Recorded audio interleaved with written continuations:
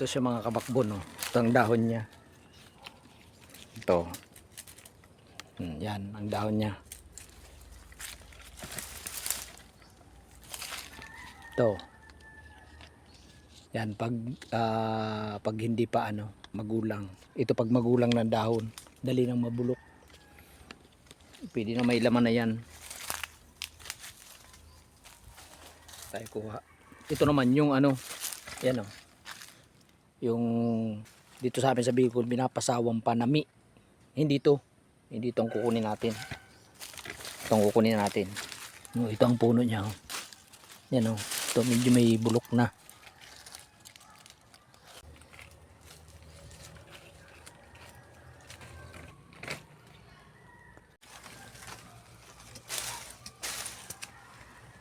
Ito dapat ingatan ng mga kabak.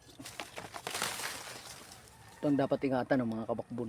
Ito, talip. Ito meron na ako. Yan diba? Ito.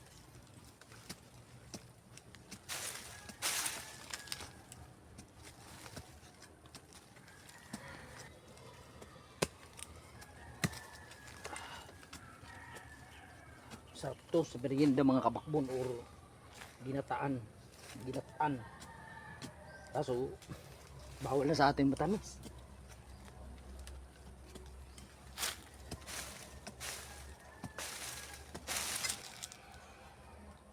Ito. Diba?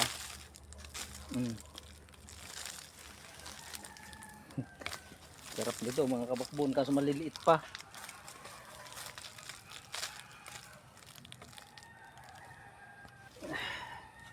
Ito pa mga kabakbon. Kadalawa na tayo.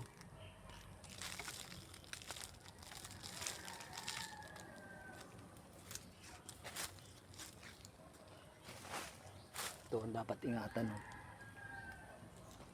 Ano pa dito?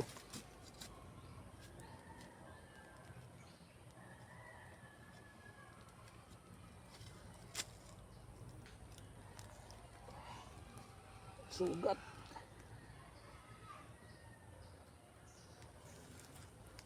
Ito medyo malaki.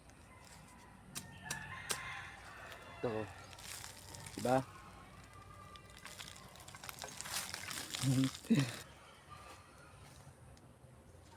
Meron pa mga kabakbon. Diba? Namumuti.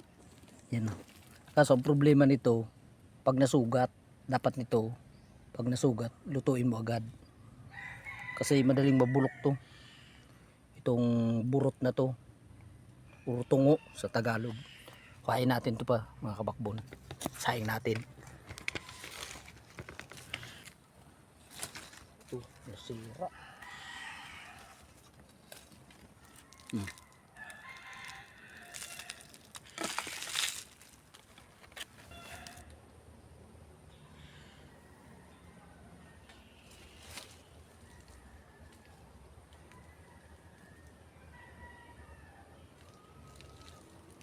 Kabakbon, may katabi na siyang nabulok.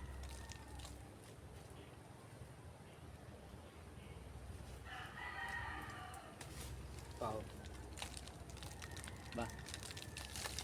Libre na naman ang pang merienda natin.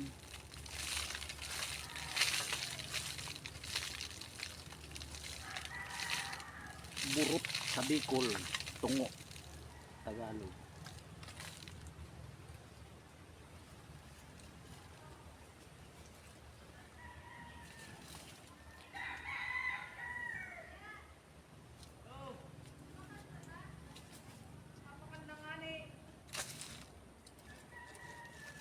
Ito may bulok na sayang.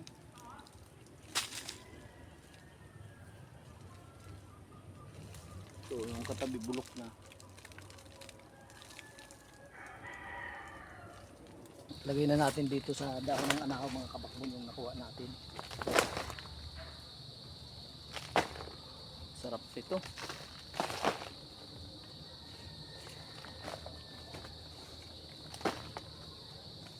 Kuha na lang tayo ulit pag gusto natin kumain ito.